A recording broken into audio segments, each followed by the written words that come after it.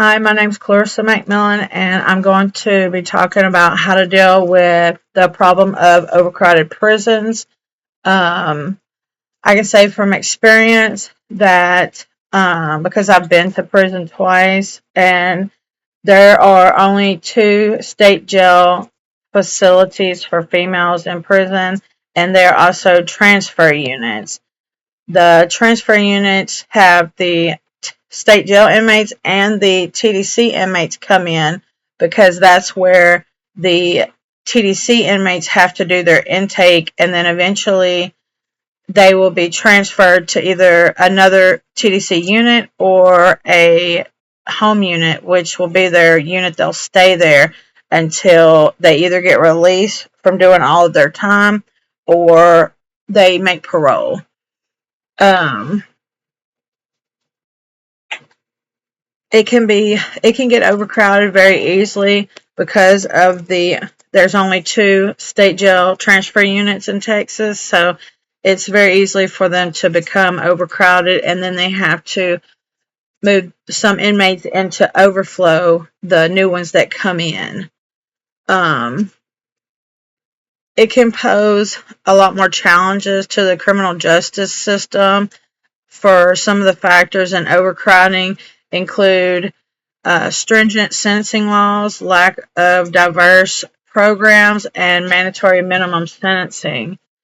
Um, I want to talk about some of the financial problems that comes with the overcrowding of prisons, and also like the improving the rehabilitation programs and the impact of overcrowding the impact that it has on the inmates plus the staff.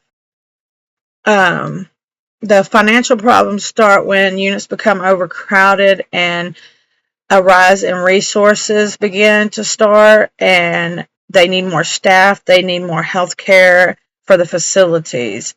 Um, they It requires prisons to operate beyond their intended capacity and having to have higher maintenance, and it starts to get confusing because you usually have a schedule uh, in prison, and every day it's almost the same thing, so it starts getting confusing because you have to change things up a lot.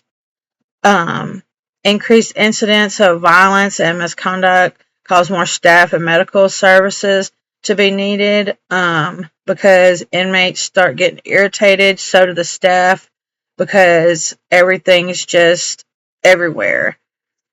Um, if there was any other ways that we could provide rehabilitation for minor offenses like small drug charges, that it could help reduce overcrowding in the prisons a lot. Rehabilitation programs, they aim to equip the inmates with the skills and resources to be successful for when they enter back into society. Um, so the initiative is to focus on education and vocational training. That way that they can increase their chances of employment, and they can learn skills and trades and how to be a productive member of society if all that they know was, dealing with drugs or having a dysfunctional, lifestyle. Um, Overpopulation also, um, it increases the inmates' percentage of not being able to take those rehabilitation classes because financial the financial institutions are having to be used elsewhere. So, like, a lot of the times whenever it was overcrowded, they had less staff. Like, we wasn't able to go out to the rec yard every day because you're supposed to be able to go, I think, twice a day, or maybe even three times a day. But at those units, the state jail units, with all of the TDC there as well, and then the overflow, they didn't have enough staff to do the rec yard because they have to have a certain amount of staff outside of the prison to watch the rake yards. Many of the inmates struggle with addiction, which usually contributes to criminal behavior, and a lot of the vocational classes can help with that. The substance abuse programs, the parenting classes, and also the rehabilitation programs. They help a lot because they did with me, and they also have faith-based dorms as well.